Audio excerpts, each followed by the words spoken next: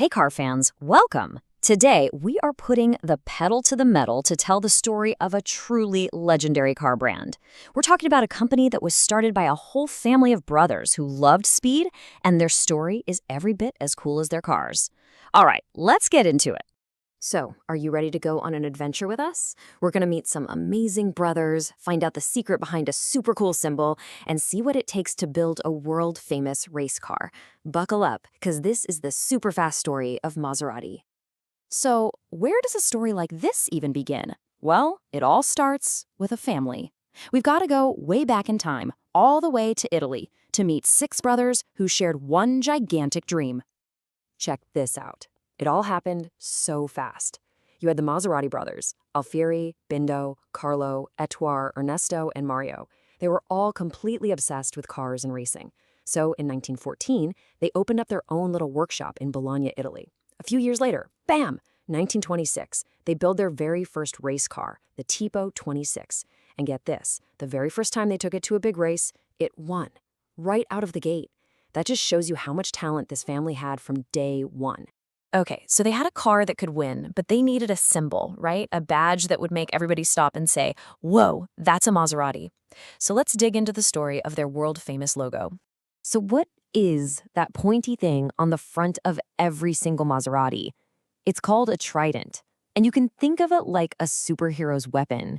It was carried by Neptune, the super powerful Roman god of the sea. Basically, it's a symbol of pure strength.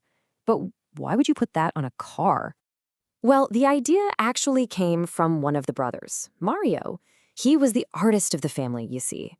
And right there in their hometown of Bologna, there was this giant, famous statue of Neptune holding his mighty trident.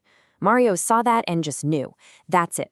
That's the symbol for our cars. It stood for the power of their engines, and it was a nod to their amazing home city. How cool is that? So they had the name, they had the awesome logo, but now they had to prove that their cars were the most powerful of all. It was time to become true champions of the racetrack. All right, take a look at this number, 2. What do you think that means? Let me give you a hint. It represents something huge that Maserati did, something no other Italian car company has ever done. Any guesses? That's it, 2. That's how many times in a row their car, the Maserati 8CTF, crossed the ocean and won the biggest race in America, the Indianapolis 500. They did it in 1939, and then they came right back and did it again in 1940. That really put them on the map as one of the best race car builders in the world. And the wins just kept on coming. The absolute legend Juan Manuel Fangio, one of the greatest drivers of all time, hopped into a Maserati 250F and won the biggest prize in racing, the Formula One World Championship. By then, everybody knew. When you saw that trident, you were looking at a winner. So while they were crushing it on the racetrack, they also started building some absolutely stunning cars for the road. Let's meet some of the incredible four-wheeled superstars they created. Okay, here we go. The main event. Meet the Maserati MC12. This thing is a total legend. See, Maserati wanted to get back into racing in a big way, and to do that, they had to build a few cars for the street first. And this is what they came up with, a wild-looking supercar that was basically a race car in disguise. Now, here's a little secret about the MC12. It was actually built using some parts from another super famous car, the Ferrari Enzo. So you can think of them as supercar siblings. The Enzo was maybe a little bit faster, sure, but the MC12 was wider, wilder looking, and way, way rarer. It had a style all its own.